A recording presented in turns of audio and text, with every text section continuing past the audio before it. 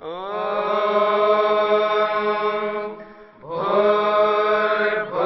स्वः तत्सवितुर्वरेण्यं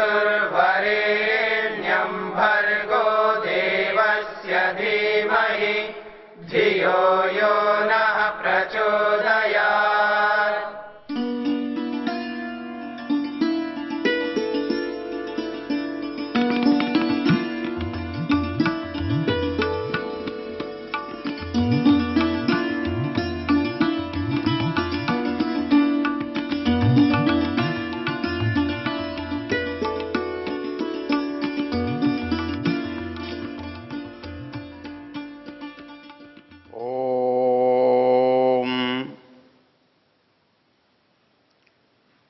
वेद हमारे जीवन का मार्गदर्शन करता है।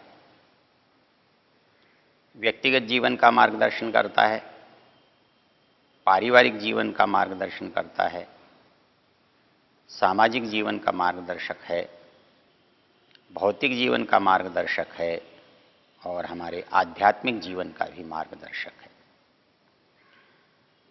हम पारिवारिक जीवन की चर्चा कर रहे हैं। अथर्ववेद का तीसरे कांड के 30वां सूक्त है।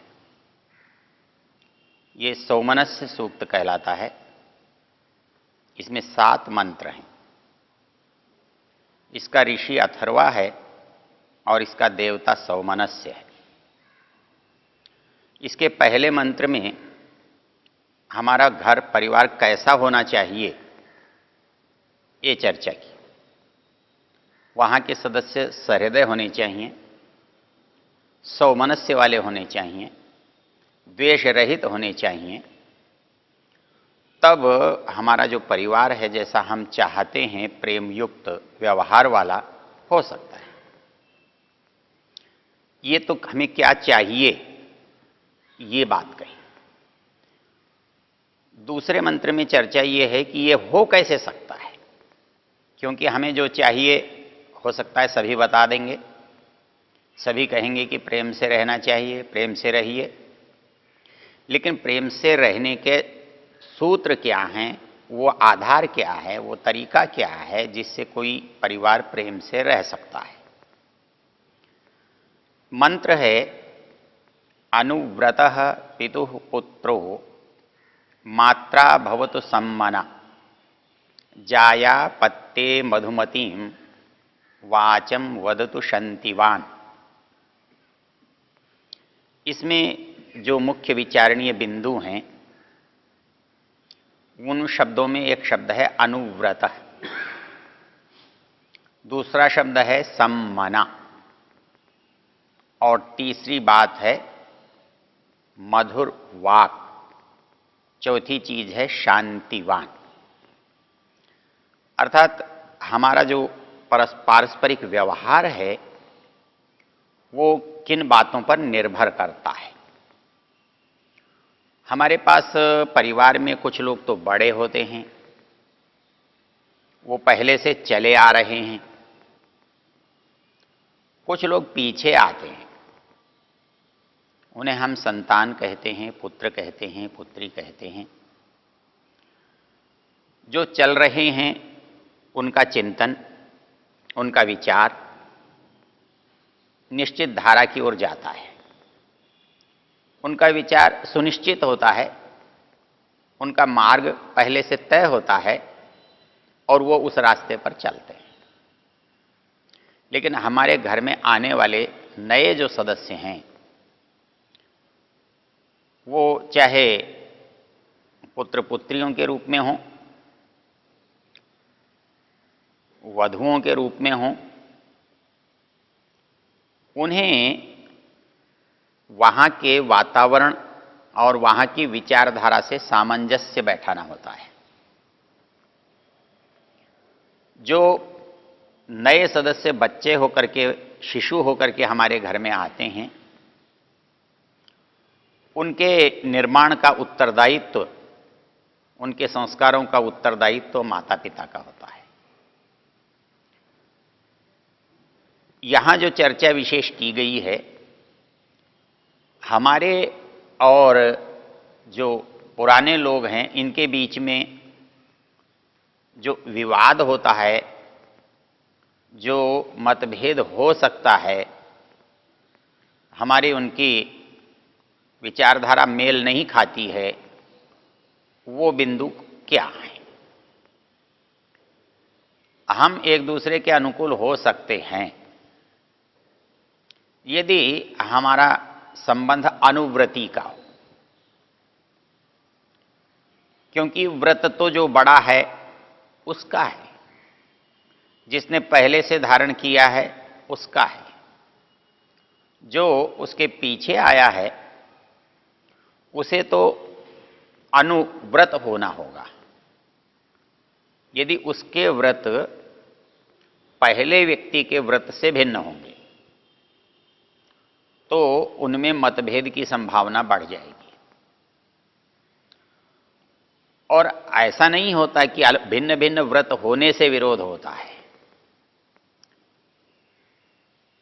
अपने प्रयोजन भिन्न होने से, विरोधी व्रत होने से मतभेद होता है।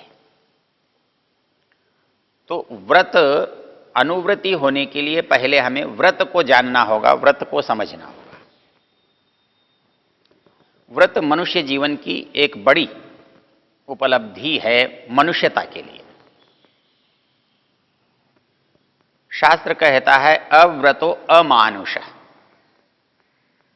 जिसमें व्रत नहीं है वो मनुष्य भी नहीं है। क्यों? कि उसका आचरण और पशु का आचरण बिल्कुल एक जैसा होता है।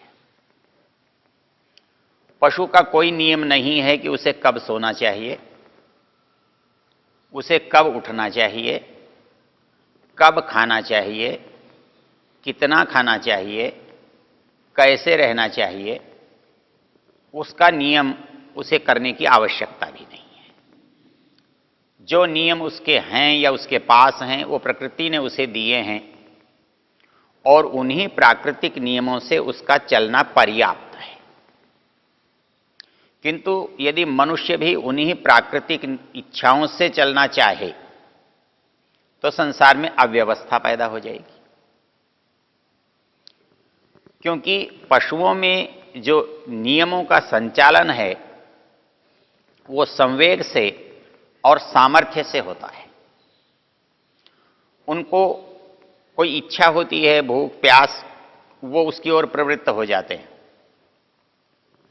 यदि कहीं कोई बाधा आती है तो उसका निराकरण वो बुद्धि से नहीं करते, वो उसका निराकरण बल से करते हैं।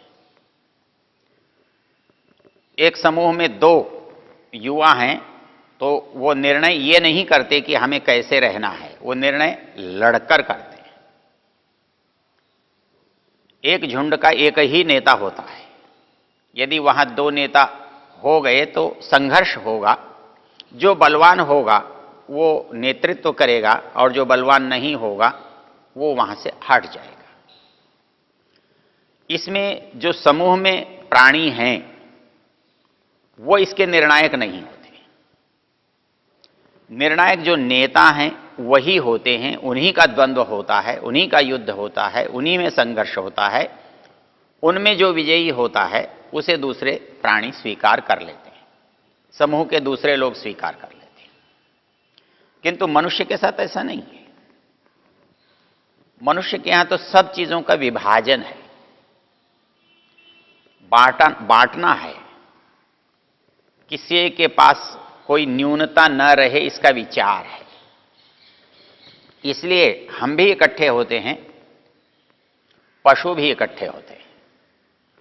पशुओं के समुदाय को संस्कृत में समझ कहते हैं। पाणिनि ने सूत्र बनाया समुदो रज पशु। जो समझ है वो पशुओं की भीड़ है, पशुओं का समूह है। लेकिन मनुष्य समझ नहीं होता, मनुष्य समाज होता है। अर्थात इसमें जो भी समूह है वो विचार से है, विचार पूर्वक है।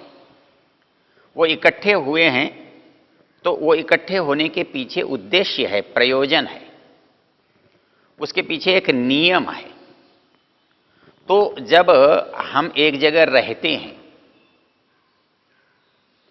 हम एक से अधिक एक स्थान पर रहते हैं, तब हमारे अंदर व्यवस्था का जन्म होता है। एक अकेला व्यक्ति ये चाहे कि मैं व्यवस्था के बिना रहूं, रह सकता है, और यदि वो ऐसा करता है तो हानि लाभ उसके अकेले के होते हैं। वो कभी तक भी सो सकता है, कुछ भी खा सकता है, कहीं भी जा सकता है, जैसा चाहे जीवन यापन कर सकता है। लेकिन यदि वो एकाकी है और वो बिना व्रत के रहता है या रहना चाहता है, उसके हानि लाभ का वो स्वयं उत्तरदायी होता है और वो उस अव्यवस्था के प्रति रह सकता है, उसको स्वीकार करके चल सकता है।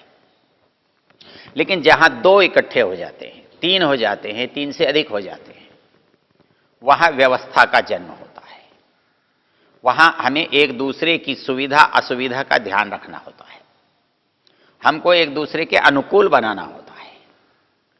और ये अनुकूल बनाना जो है, ये व्यवस्था को स्वीकार करना, यही नियम है, यही व्रत है।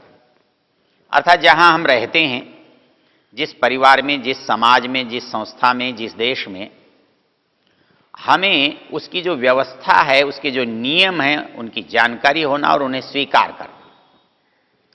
यदि हम उन नियमों को स्वीकार करेंगे, हम व्यवस्था में सहयोगी बनेंगे, व्यवस्था के साथ चलेंगे, हम भी स्वयं असुविधा से बचेंगे और दूसरे को भी असुविधा से, अव्यवस्था से, दुख से बचाएंगे। इसलिए कोई ये सोचता हो कि व्रत या नियम या व्यवस्था स्वतंत्रता में बाधा है या स्वतंत्रता के विरुद्ध है, वो अनुचित सोचता है। दुनिया की एक बहुत बड़ी समस्या कि एक तरफ तो हम व्यक्तिगत स्वतंत्रता के पक्षधर हैं, हम अपनी इच्छाओं को अपनी बुद्धि से चलाना चाहते हैं, बुद्धि से पूरा करना चाहते हैं। इसके लिए हम संघर्ष करते हैं, आंदोलन चलाते हैं, दर्शन घड़ते हैं। लेकिन दूसरी ओर हम ये भी चाहते हैं कि कोई हमें कष्ट न दे, कोई अकारण दुख न दे, कोई हमें परेशान न करे, कोई हमारे बीच में बाधक न बने। अब ये दो विरोधी चीजें हैं, दो विरोधी धाराएं हैं। क्यों? कि मेरी स्वतंत्रता इतनी दूर तक चली जाती है कि दूसरों के अंदर उसका अतिक्रमण स्वाभाविक होता है, और जैसे ही किसी की व्यवस्था में, किसी के क्षेत्र में, किसी की मर्यादा में अतिक्रमण होता है तो द्वंद्व पैदा हो जाता है, विरोध पैदा हो जाता है, वहां पर संघर्ष की संभावना बढ़ जाती है। ऋषि दयानंद ऐसे व्यक्ति हैं जिन्होंने इस समस्या का समाधान इतने सहज रूप में किया है, और यह समाधान चाहे दो व्यक्तियों के बीच में हो, परिवार के बीच में हो, समाज के बीच में हो, देश के रूप में हो, वहां सब स्थान पर बहुत अच्छी तरह इसका प्रयोग किया जा सकता है, लागू किया जा सकता है, मान्य हो सकता है। हम आर्य समाज के 10वें नियम में देखते हैं कि सर्वहितकारी नियमों के पालने में हमको परतंत्र रहना चाहिए और प्रत्येक हितकारी नियम में सब स्वतंत्र रहें। अर्थात हमारे जो सीमा है उसका निर्धारण है, मुझे कहां तक कार्य करने की स्वतंत्रता है, वहां तक जहां तक दूसरे को व्यवधान, बाधा, दुख, कष्ट न हो, वो सीमा मेरी अपनी है, मैं उसमें पूर्ण स्वतंत्र हूं, मैं जो चाहूं कर सकता हूं। लेकिन ये मेरी स्वतंत्रता वहां आकर रुक जाएगी जहां दूसरे का क्षेत्र प्रारंभ होगा, दूसरे का अधिकार प्रारंभ होगा। इस संसार में जितना भी संघर्ष है, जो भी अव्यवस्था है, उसका एक मूल कारण है जब हम किसी दूसरे के क्षेत्र में अतिक्रमण करते हैं। घर में भी ऐसा ही है। घर में भी जब हम एक के सुविधा असुविधा में, एक के हानि लाभ में अपना अतिक्रमण करके अपने हानि लाभ को देखते हैं, अपनी व्यवस्था को बना के रखना चाहते हैं, दूसरे की व्यवस्था की चिंता या परवाह नहीं करते हैं, तब हमारे बीच में संघर्ष पैदा होता है, तब हमारे बीच में द्वंद्व पैदा होता है, तब हमारे बीच में प्रेम का भाव समाप्त होता है। इसलिए यदि मनुष्य को व्यवस्थित रहना है, नियमित रहना है, व्रती होना होगा, तो अव्रतो अमानुष, जो व्रती नहीं है वो मनुष्य नहीं है। आप कल्पना कीजिए कि व्रती नहीं है तो मनुष्य ही नहीं है, अर्थात उसका जो भी काम है वो व्रत से बंधा हुआ होना चाहिए। क्योंकि हमारे यहां व्रत कुछ सीमित अर्थों में प्रयुक्त होता है। न खाना ये व्रत है, कोई एक चीज न खाना ये व्रत है, कोई एक काम करना ये व्रत है। ये व्रत है, हो सकता है, ये व्रत नहीं है ऐसा नहीं है, लेकिन हर वो काम व्रत है जिसके पीछे नियम है, जो नियम की भावना से किया कराया जा रहा है। जब मैं स्वयं चुनता हूं तो उसे व्रत कहता हूं, जब मुझे दूसरा उसके लिए बाध्य करता है तो मैं उसे नियम कहता हूं, मैं उसे व्यवस्था कहता हूं। मुझे वो बलात् स्वीकार करना होता है, मेरी इच्छा नहीं है तब भी मैं स्वीकार करता हूं। लेकिन शब्द ये कह रहा है उस व्यवस्था को यदि मैं अपनी बना लूं तो, यदि उसे मैं सहज स्वतः स्वीकार कर लूं तो उससे दो लाभ होंगे। मुझे तोड़ने की आवश्यकता नहीं पड़ेगी और मुझे बलात् कराने का दुख नहीं होगा। कोई मुझे बलात् कोई चीज थोपता है, सौंपता है, तो मुझे स्वीकार करने में कठिनाई होती है, असुविधा होती है, अनिच्छा होती है। तो उस स्थिति में मेरे लिए जो मुख्य चीज है वो है कि मैं उस नियम को व्रत बना लूं, उस नियम को अपना बना लूं, और जब भी मुझे कोई काम करना हो मैं करूं न करूं, कितना करूं, कैसा करूं, उसके लिए जो मुख्य चीज है वो ये सोचने की है कि मेरे करने का मुझ पर क्या प्रभाव पड़ता है और मेरे करने का मेरे परिवार के सदस्यों पर क्या प्रभाव पड़ता है। क्योंकि यदि मैं व्रत ऐसा करूंगा जिससे उनको असुविधा हो, जिससे उनको कष्ट हो, जिससे उनको बाधा हो, तो फिर मैं अनुव्रती नहीं रहूंगा। हम सब सोते हैं और उस समय मैं जागना चाहूं, उस समय मैं शोर करना चाहूं, उस समय मैं इधर उधर जाना चाहूं, तो मेरे साथ रहने वाले लोगों को असुविधा होगी, उनको कष्ट होगा, अव्यवस्था पैदा होगी। तो मुझे व्यवस्था कैसी स्वीकार करनी है जो दूसरे को कम से कम कष्ट दे या कष्ट न दे, कष्ट न दे ऐसी व्यवस्था जो यदि मैं स्वीकार करता हूं तो वो चीज मेरे लिए व्रत बन जाती है। जब मेरे व्रत मेरे बड़ों से, मेरे माता पिता से, मेरे बुजुर्गों से जब मेल खा जाते हैं, अनुकूल बन जाते हैं, तो मैं अनुव्रती बन जाता हूं। मुझे वो भिन्न नहीं लगते, मुझे वो विरोधी नहीं लगते, वो मुझे अपने नियम लगते हैं। तो इसलिए जब नियम को घर में रहता हुआ मैं मेरे लिए से भिन्न के लिए मानता हूं, मेरे से भिन्न के लिए स्वीकार बनाए गए स्वीकार करता हूं, तब मुझे उन नियमों के पालने में असुविधा होती है, उसमें कष्ट होता है। इसलिए वेद कहता है व्रतों को ऐसे स्वीकार करो और तुम व्रती बन जाओ और दूसरों के व्रत पालन करते हुए अनुव्रती कहलाओ, तो परिवार में सुख होगा।